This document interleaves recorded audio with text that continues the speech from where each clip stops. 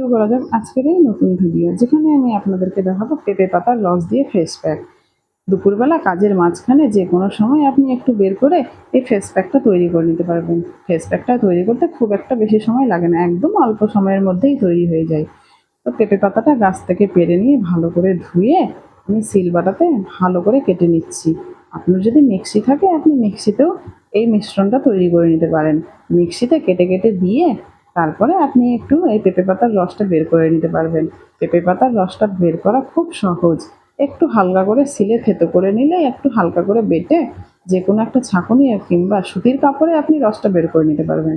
রসটা বের করাটা একদম সহজ উপায়ে রস বেরিয়ে যায়। আপনি কিংবা আপনার বাড়ির যে কেউ এই কাজটা করে নিতে পারবে। রসটা বের করার দেখেন কতটা সহজ, আমি কত তাড়াতাড়ি একদম রসটা বের করে নিয়েছি।